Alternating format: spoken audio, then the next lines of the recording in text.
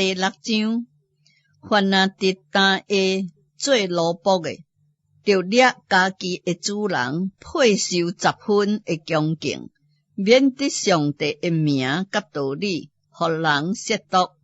奴仆有信道理的主人，毋通因为甲伊是兄弟就看轻伊，搁较着加以服侍，因为得到服侍的益处是信道蒙爱。你着用这个教示人、勉励人。若有人传异教，无服从咱的主耶稣基督纯正的话，甲迄合伫敬虔的道理，伊是自高自大，一无所知，专爱问学的代志，争辩的言辞，对安尼就生出怨妒、纷争、诽谤、滥散谣言，搁遐个毁坏了心术、丧失真理的人的竞争。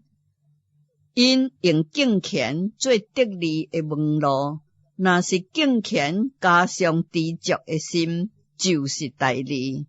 因为咱无带什么到世上来，也袂为带什么去，只要有通穿有通食，就着知足。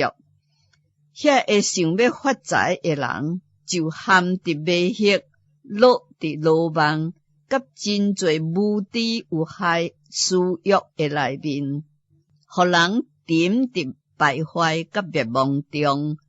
贪财是万恶的根源，有人贪恋钱财，就受引诱，离了真道，用真多愁苦将家己刺透。总是你这属上帝的人，着逃避这个事，追求公义、敬虔、信心、疼心、吞忍、温柔。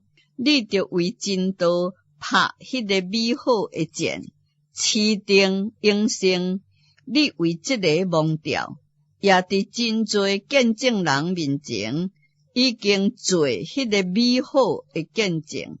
我伫互万物生发的上帝面前，搁伫向本州比列岛做个美好见证的基督耶稣面前吩咐恁，着守这个命令，一点仔毋通拍拉三，无通指摘，直到咱的主耶稣基督显现。到了日期，迄个通学老独有权能的万王的王、万主的主，就是迄个独一无死、踮伫人袂为瓦君的光内，是人袂捌看见，也是袂会看见，要将伊显现出来。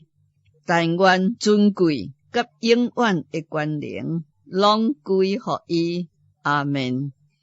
你着吩咐遐个今世富足的人，毋通自高，也毋通倚靠无定得的钱财，只着倚靠迄个大赏赐百米互咱享受的上帝。搁着吩咐因行好，伫好事上富足，甘心施舍，乐意供给人，为家己积成美好的根基，有备将来，互因持定迄个真正的生命。